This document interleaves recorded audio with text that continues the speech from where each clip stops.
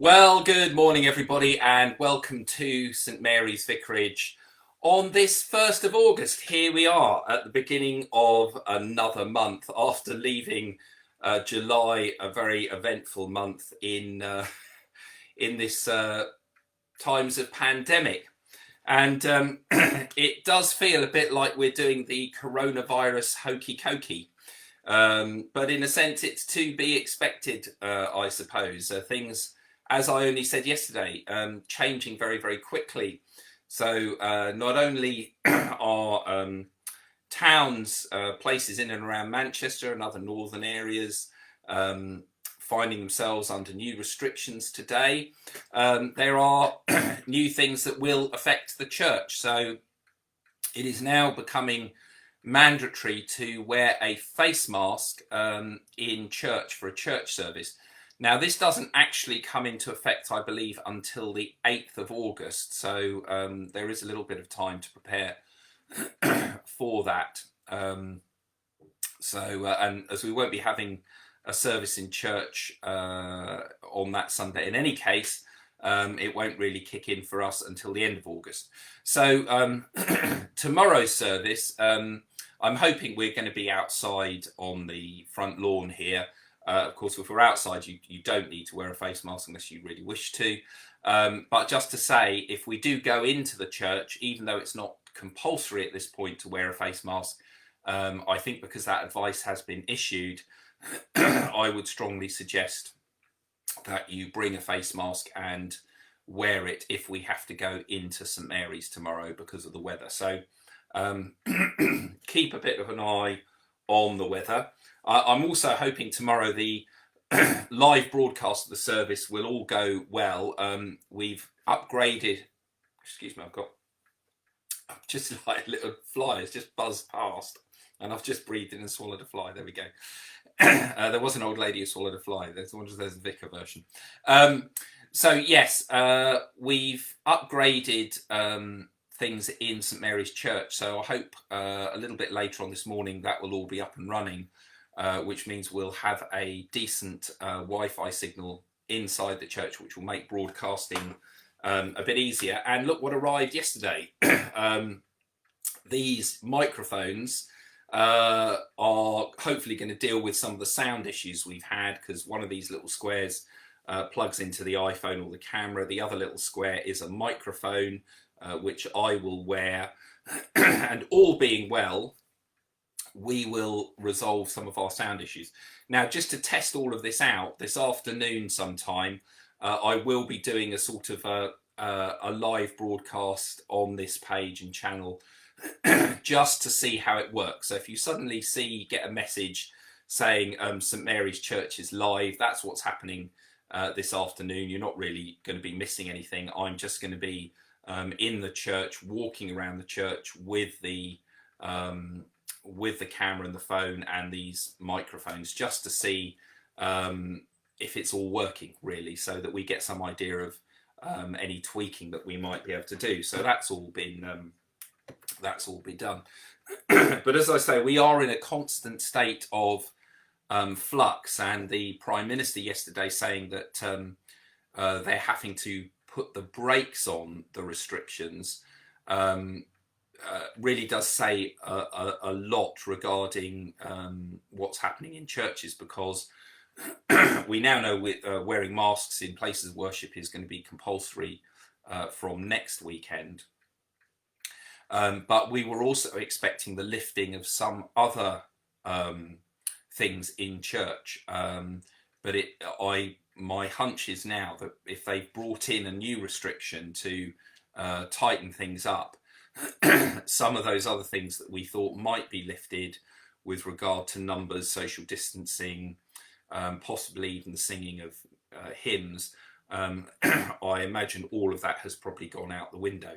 So not so much a problem for us in August, as we've only got 2 services in the building. That's one this week, this Sunday, and one down at Pentridge at the end of August.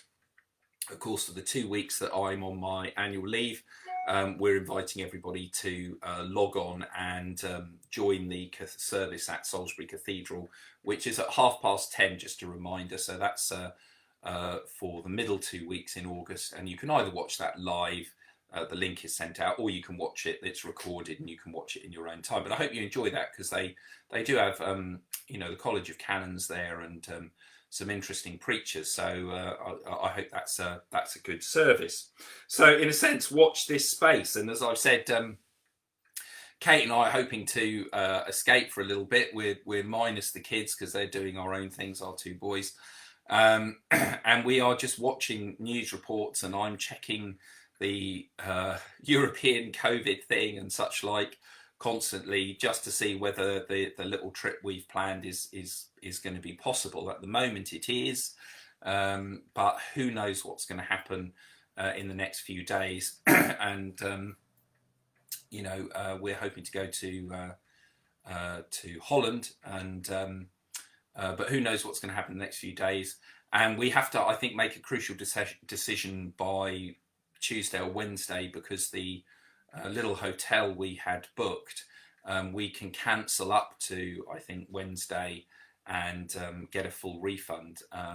After that, if we don't, and then the regulations change, then like many of other people, we will lose money. So it's a tricky time.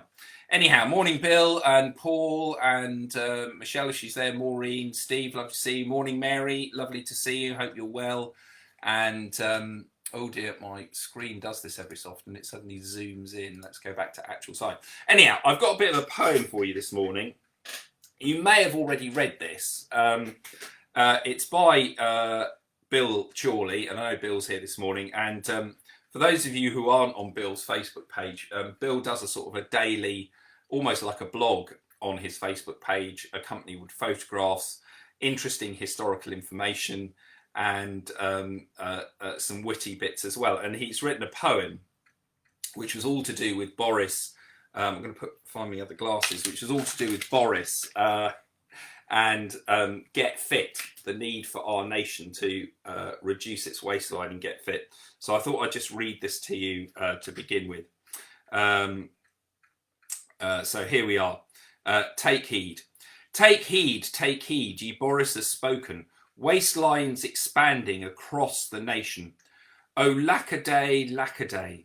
Take heed, ye Boris commandeth. Pasties and pies, strictly verbatim. O lackaday, lackaday. Take heed, ye Boris he thinketh. No adverts be seen that selleth food that delighteth. O lackaday, lackaday. Take heed, chocolates and cakes, and all other things thou desireth. Gone from ye shelves, O lackaday, lackaday. Take heed, ye cars may be banneth, as no cycles ye mount, as on cycles ye mount, ye seeketh hills most steepeth, O lackaday, lackaday. Take heed, from smiles that light up, at pints of good ale, just a miserable scowl, now that Boris hath spoken, O lackaday, lackaday. So thanks very much for that, Bill. That was great. I was reading that yesterday as well, and chuckling. A real talent there. So thanks for sharing that one. Now, you'll be delighted to know today is not a feast day. I couldn't find a saint for love nor money. There's not one in this book, which is the Anglican one, and in the Roman Catholic book, there is nothing at all either. So there we go. 1st of August, dull as dishwater. There isn't a saint's day. But there we go. So what I will do is get this one, because this does have the reading in for today. So let's just have a look at our gospel passage for this morning, which again is from Matthew's Gospel, continuing with Matthew's Gospel. I'm going to put these glasses back on. My eyes are watering. The hay fever is high this morning, so apologies for this. So yes, Matthew chapter 14, verses 1 to 12. And it's all to do with Herod and John the Baptist. Herod the Tetrarch heard about the reputation of Jesus and said to his court, "This is John the Baptist himself. He has risen from the dead, and that is why miraculous powers are at work in him. Now it was Herod who had arrested John, chained him up and put him in prison because of Herodias, his brother Philip's wife. For John had told him, "It is against the law for you to have her." He had wanted to kill him, but was afraid of the people, who regarded John as a prophet. Then during the celebrations for Herod's birthday, the daughter of Herodias danced before the company, and so delighted Herod that he promised on oath to give her anything she asked. Prompted by her mother, she said, "Give me John the Baptist's head here on a dish." The king was distressed, but, thinking of the oaths he had sworn and of his guests, he ordered it to be given to her. And he sent and had John beheaded in prison. The head was brought on a dish and given to the girl, who took it to her mother. John's disciple came and took the body and buried it. Then they went off to tell Jesus. So, a rather hard reading this morning, with the images of John the Baptist in prison and his beheading, which several artists through history have depicted in different ways, some very gruesome. So what's the story, what's the message that we receive from this gospel this morning? Well, apart from the fact that we know that Herod was a puppet king and a hopeless ruler. We have a few of those knocking around the world today. I'll just let you decide which ones are. Of course, he's sort of lured in here, and in a sense, this shows and demonstrates a lack of leadership, because he has Herodias' daughter dancing before him, and then he makes all of these promises that he would give her even half his kingdom. And of course, she asks for John the Baptist's head on a plate. It's not a really good model of leadership. But even for those of us who aren't in leadership roles, we should be very careful about the promises that we make, or the sort of offerings that we make, and whether, if we make such a promise and that promise is called upon, could we actually fulfill it, and could we fulfill it without necessarily the sacrifice or causing sacrifice to others. Indeed, Jesus at one point in the scripture says, do not swear by God or heaven and earth, just say your yes is yes and your no is no.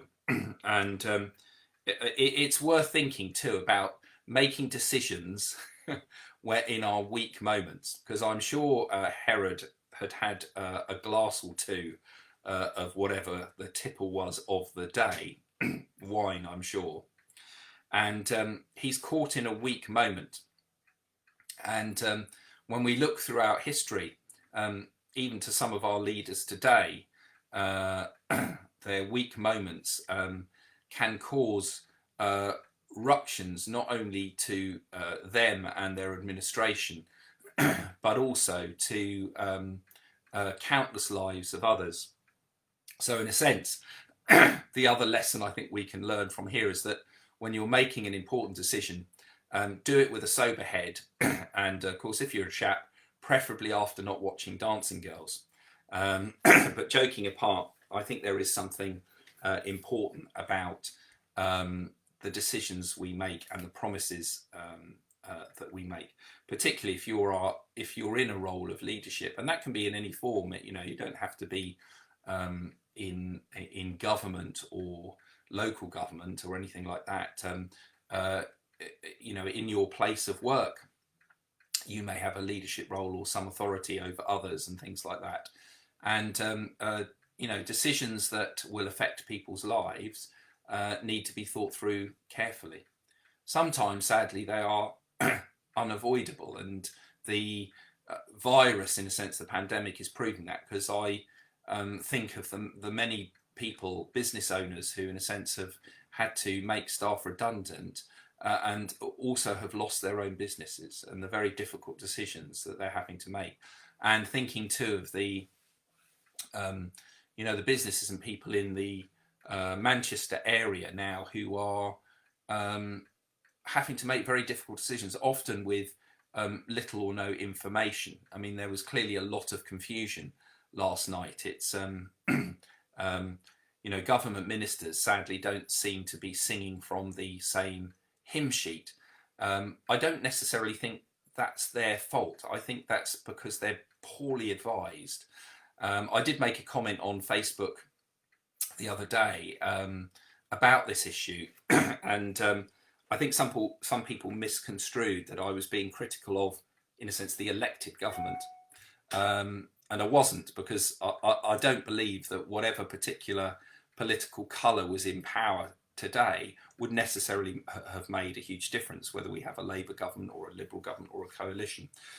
Because I think the problem that I was trying to get to, it's the structure of government that is causing problems. And in a sense, we've inherited a structure of government that has not changed much since the 1950s. And in this very modern world with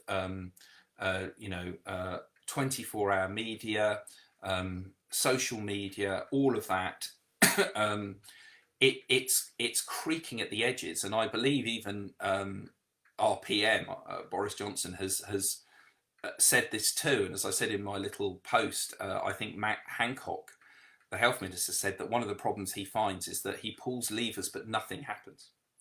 Now, I don't want to be critical about individual members of the civil service, because they work very, very hard. And in a sense, it's not about the individuals. My criticism is about the structure and the system that we have in this country that we've inherited. And I'm sure there's good parts about it, but it does make you think, in a sense, when a nation is facing a crisis. And of course, let's be clear, other nations are struggling too. So they all may need to have a bit of a rethink.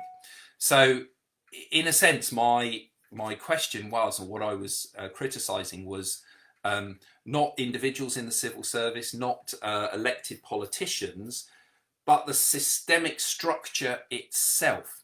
And that we need to ask the question, is it fit for purpose? Even within the church, this is a discussion, and a lively discussion as well. You inherit things from past generations of how things have been done. And there's a danger to say, well, we've always done it that way. And that may have worked 10 years ago, it may have worked 20 years ago, it may have worked 50 years ago. But does that structure and system work now? Those of you who work with me on the PCC and things like that will realise the frustration. So let's take the plank out of our own eye, and rather than the government and the civil service, and just give you an example. So, for example, one of my sort of pet hates, or things that gets me really cross, is the lack of joined up thinking that happens in organisations.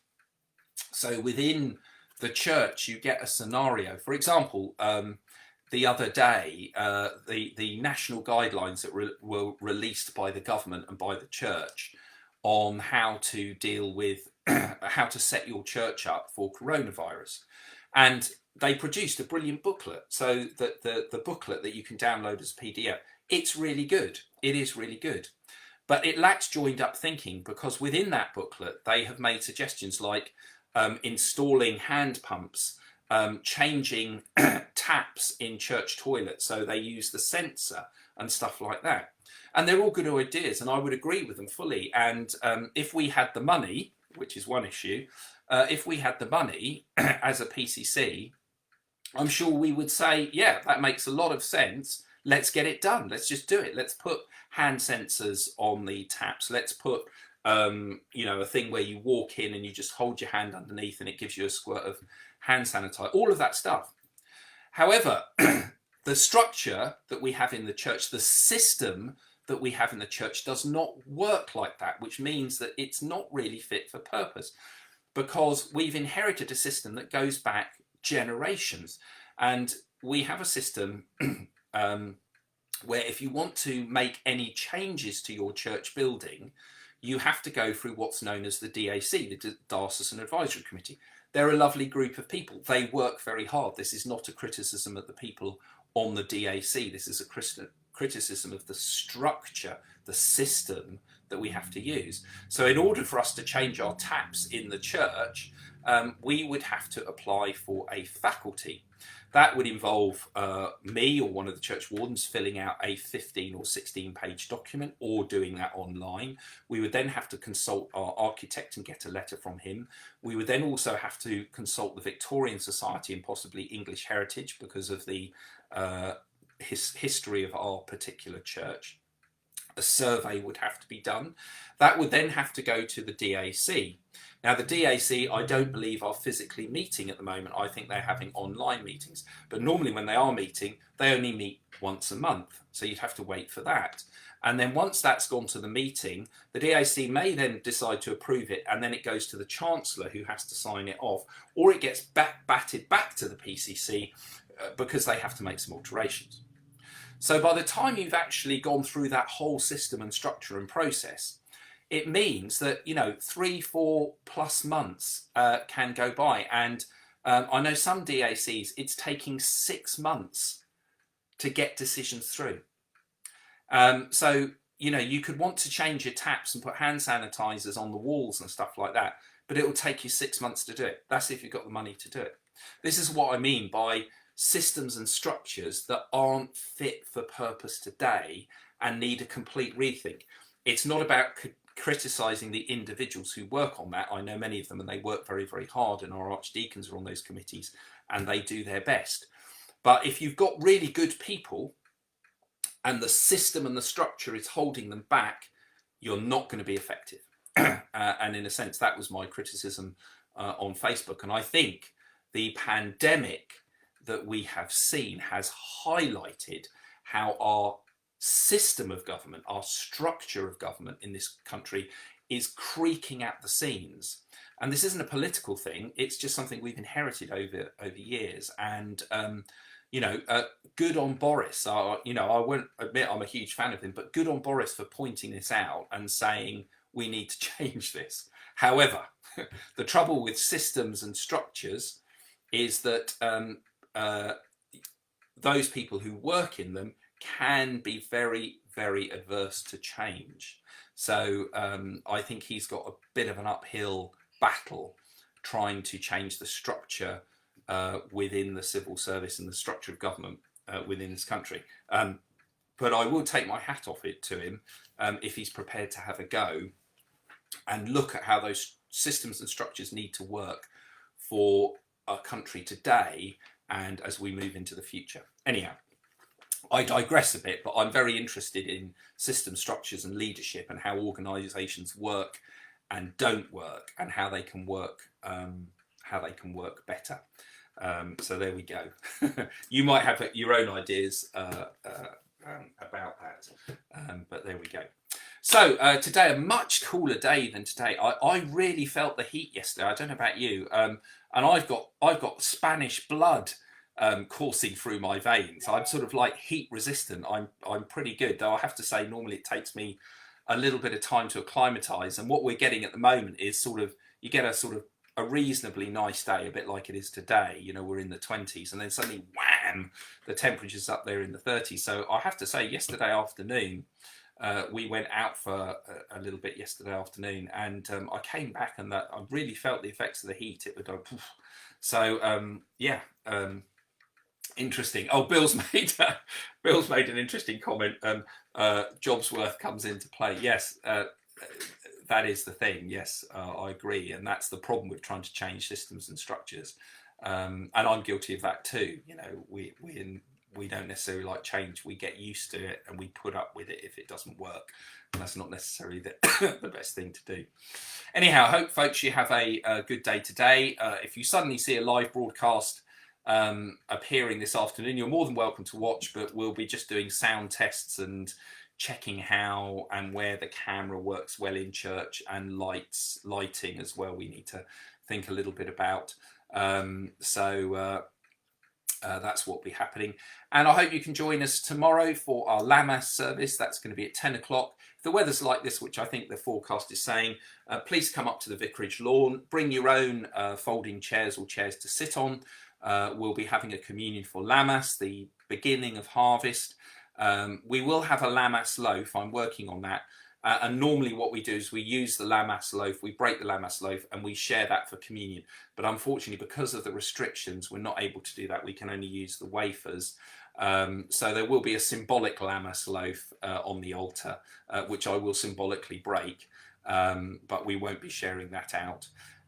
So do come up for that. If you want to bring a flask of coffee or tea or a cold drink or your own portable cocktail kit, it's a very important thing to have for a drink after the service, then please do so. We will remain on the front lawn respecting social distance, and we will just have coffee, tea or whatever. I will have some limited coffee available here, but if you want to bring up your own flask and things, it just helps too, also with hygiene issues and such like. That would be great. But for those of you who are going to join us online, look forward to seeing you online.